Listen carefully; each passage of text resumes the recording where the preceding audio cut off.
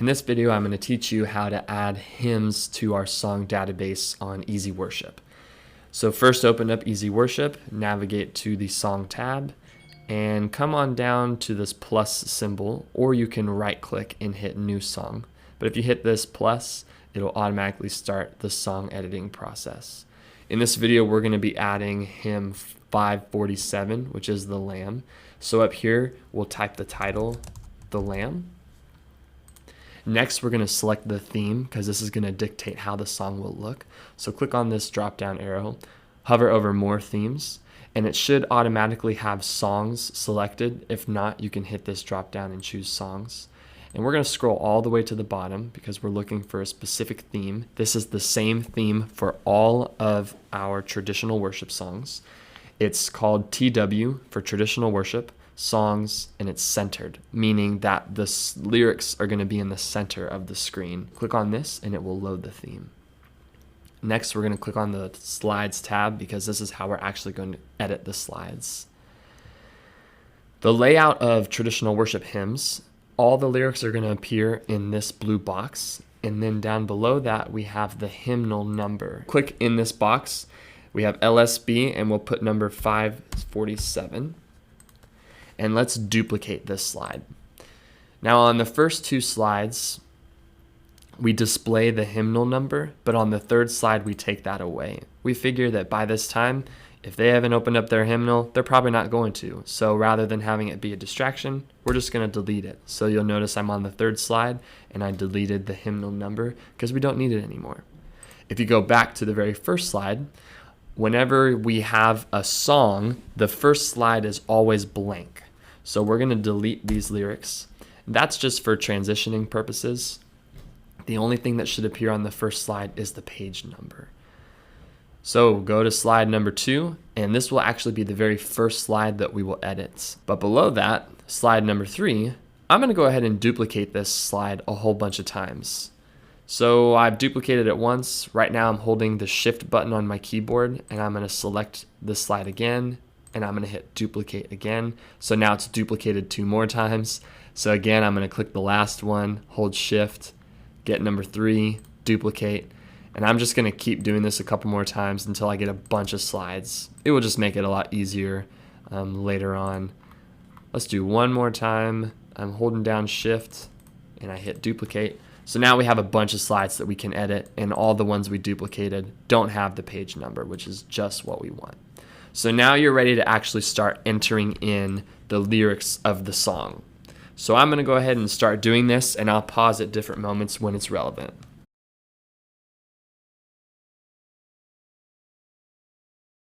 I've entered the very first verse of the song, and I want to point out a few things. The look of all of our slides is to have 2 lines of text per slide, so you don't want to go to 3. You also want to be mindful when you're breaking apart the lines of text that you want to do it in a way that makes sense. So if you know the song, it's really, really helpful. If you don't know the song, you could always YouTube it and listen to a version of it just to kind of understand the flow of the song. So I know that in this song, when we sing the Lamb, that there's a pause here, there's a note that's kind of held.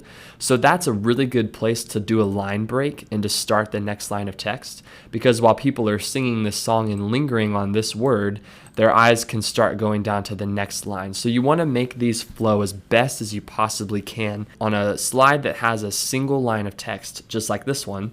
This is the end of verse 1. There's no real need to add another line of text. It's actually about to start the chorus or the refrain. And rather than breaking the chorus up on 2 different lines that doesn't really need to happen, I'm just going to leave this last line on this text. But you'll notice that it's in the center of this box because there's only 1 line.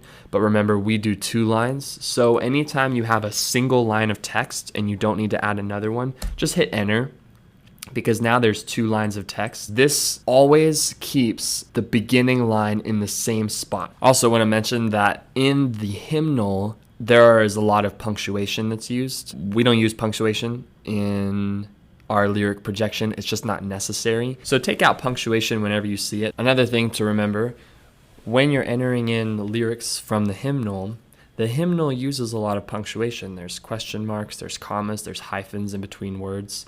We don't put those punctuations in our lyric projection. And lastly, whenever you're typing text in, you don't have to capitalize any words. This box is automatically set to capitalize all words. But I've actually completed filling in all of the 5 verses and refrains for this song. We ended up only using 23 slides, but we duplicated way more than that, which is totally fine. So here's what we're gonna do. There is always a blank slide at the end of a worship song. So on slide 24, this is going to be our last slide, so we're going to delete this box. So now whenever the song is over, it's being sung, there's this final slide with nothing on it. That's how we want it.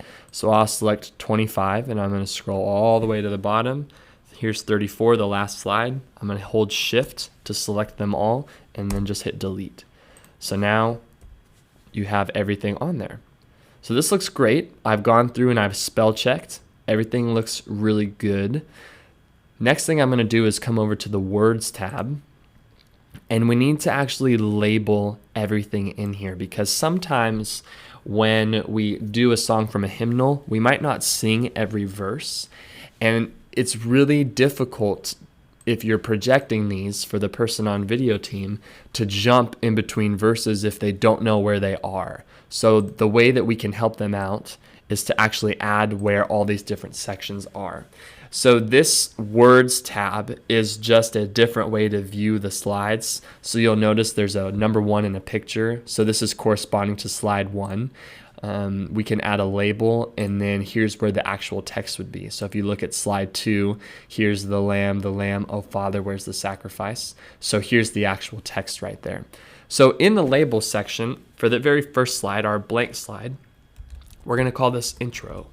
Easy Worship recognizes certain label titles, and intro is one of them. So you'll notice that it automatically color-coded this green. It does the same thing for other special keywords in labels. So for this first one, we'll call it verse 1, and it automatically colors it blue. So let's go down, and here's the refrain.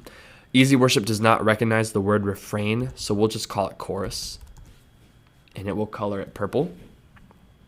So now we look down. This is all chorus, and here is the next verse, so verse 2.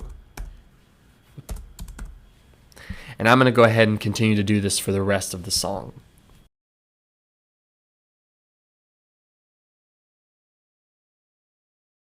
Okay, I've gone through and I've labeled all of these, all the choruses and all the individual verses, and for the very last one, I'm going to type in ending. So this is just super helpful. If you want to see what this looks like, you can come over to the slides, and you'll notice at the bottom, now they've all been color coordinated appropriately, and they're tagged by what verse they are. The very last thing that we'll do is we need a background for these slides. So click on the Masters tab over here. This is the master slide for this theme. And so we'll add a picture to the background. So click on Media. And usually it opens up the videos. If you wanted to have a video background, this is where you would do it. But we're just going to do an image. So click the drop down and go to Images. And it's totally up to you which image you would like to use for this song. There's a good selection of different colors and ranges on here. So if you know the song, or you've been paying attention to the lyrics you've been typing in, maybe there's a certain theme or an element or a color that would go really well with it. The Lamb is a really great song all about Jesus and his sacrifice. So I'm thinking maybe something with a red background, maybe a little bit more dark just because of the tone. So I'm going to choose this Ruby Dream. I think that's going to be a really good one. Next thing that you'll need to do is, right now this image is sitting on top of everything. So click on the image. I've got it selected. You can tell by the different boxes around it. Hit Arrange, and then hit Send to Back. So this just puts it behind all of our text. This should be good to go now, and just to double check, you can click on the Slides tab, and every slide should now have that as the background, and it looks like it does.